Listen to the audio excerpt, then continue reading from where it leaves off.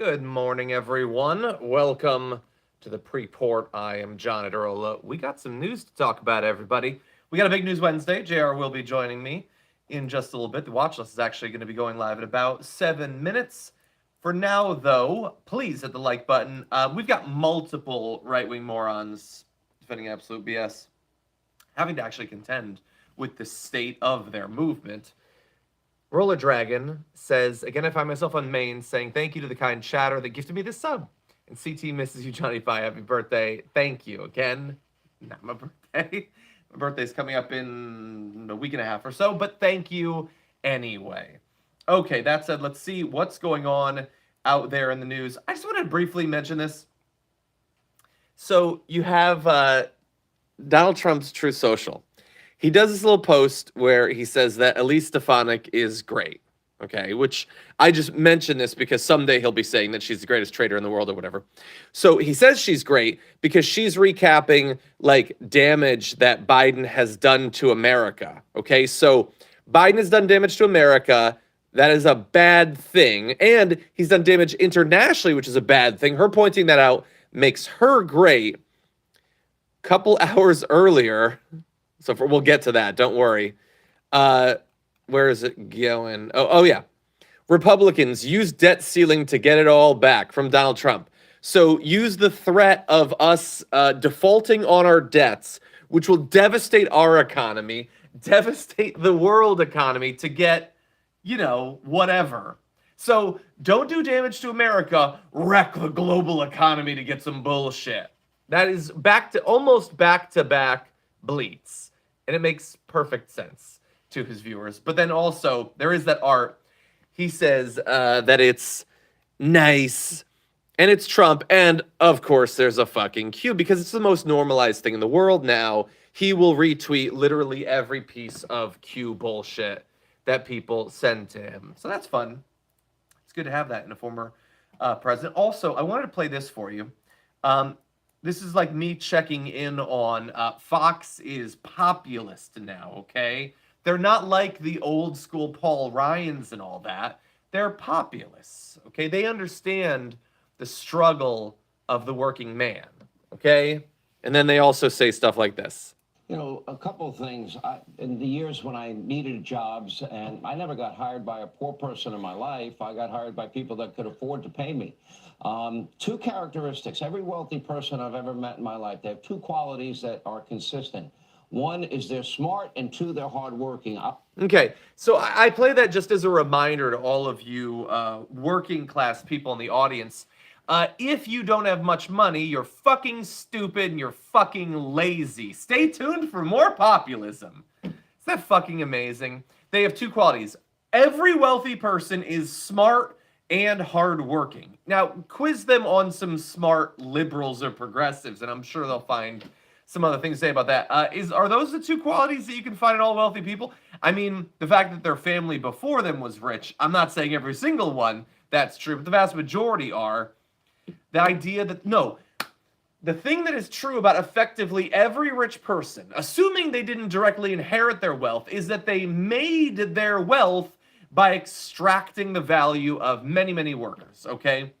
If you provide jobs to people, that means you rely on those who do the actual work. If you didn't have those people, you would have literally fucking nothing. But no, they're never going to identify that. This is right-wing populism. You're talking about populism. Poor people are dumb and lazy. And the thing is that this isn't a hot mic or something that he got caught on. This is what he just says to his audience, and they soak it up. Yes, I am struggling. I'm part of the, the silent majority. We've been left behind. It's so fucking hard with the inflation. Also, I guess I'm fucking stupid and lazy. Tamer, how's it going? Loving your early morning show. Thank you. I do too. Sometimes I get a little bit worked up, but generally I like it. I'm not going to play this actual video of Andy Biggs. I just thought this was hilarious. Hey, Janet, thank you again for that. Okay, let's have a little bit of fun. Andy Biggs explains cutting government spending, just like you would in a normal budget. I did it last week. I didn't realize I had so many Amazon Prime channels And so I went through them and I just started whacking them because that's crazy. That is crazy. I hate when you don't realize how many Amazon Prime channels you have. And so you're just paying tens, hundreds, thousands of dollars on all your different Amazon Prime channels, which are very much a thing. Wheels Up with Vic says, hey, John, did you see the Vice video about flying as wheelchair user? Hope someone on TYT talks about it. Amend the ACAA. I did not see. I'm going to look that up. Thank you for letting me know. Okay, we're going to get into our main stories. Oh, okay. I do see that came out in the last day. I'll take a look at that. Thank you. Okay, everybody, let's jump into our main stories.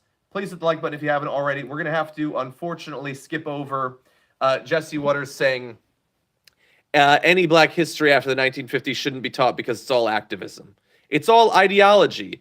It's no history. Jesse Waters is a fucking moron. The thing about 1950s, before then, nobody was an activist. Nobody, tried to accomplish anything or anything like that.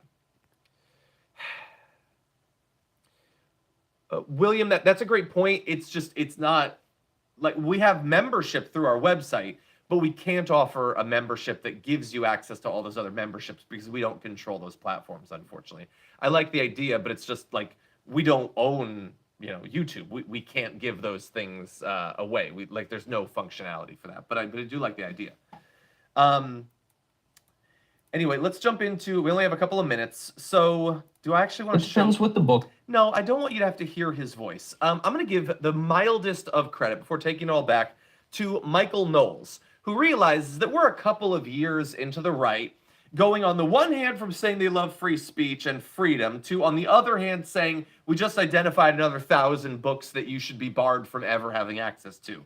We love free speech, we're banning your books. We love free speech. We will literally lock up librarians if they don't strip every book that we find mildly offensive from libraries, okay?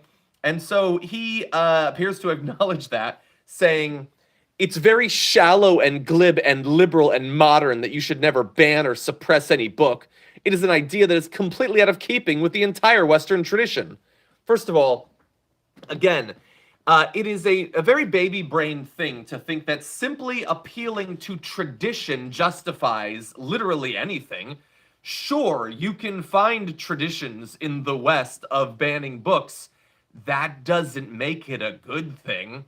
The Nazis banned and indeed burned many books. So I guess it's all cool. Again, the appeal to tradition is stupidity masquerading as, intelligence. It's, I'm too stupid to understand what was bad about the past, but I guess I know that it was in the past. And so if I acknowledge that, then I guess I'm a student of history? No, you're a fucking moron, okay? You should be able to determine for yourself if these things actually make sense. And again, even if we thought that there was historic precedent to suppress certain books, and again, this isn't, that could come in 1,000 different forms. This is them selectively, ideologically banning books that they think the banning of will benefit them. Even if you acknowledge that there are sometimes cases in which case that makes sense, the idea that literally any reference to anything other than being white, male, cis, straight, all of that should necessarily be banned makes no fucking sense whatsoever. And look, he's so stupid that he doesn't even understand what he's setting up. If we on our side wanted to, well, there's all of the justification we need to just ban every fucking book that mentions being conservative or mentions being white or anything like that. We, of course, would never do that because we believe that people should be reading books rather than banning them. But he doesn't even understand the precedent that he's setting up in that smooth-brained defense of their obviously, it is just a pragmatic political thing. We're going to ban these books so that we can make it seem as if there's a threat to conservative values or whatever. The fact that the books have been available in libraries for fucking decades and hadn't caused any damage whatsoever, we're gonna skim over that part. We're not too worried about that part. Anyway, we're going over. Double O says, happy 11th anniversary, Hydra Papa. Hope you and everyone at TYT have lovely days as free as possible of the typical preposterous BS of society. Spoiler alert, I'm not. We're all in this together, and that makes all of this much more bearable. Thank you. I do appreciate that. I do appreciate that. Oh, I had a really great story. It's going to have to wait for tomorrow. It involves Kim Horcher. That'll be coming up soon. What you have now, though, is J.R. Jackson live. And we're gonna be talking with him in just a little bit on our own show.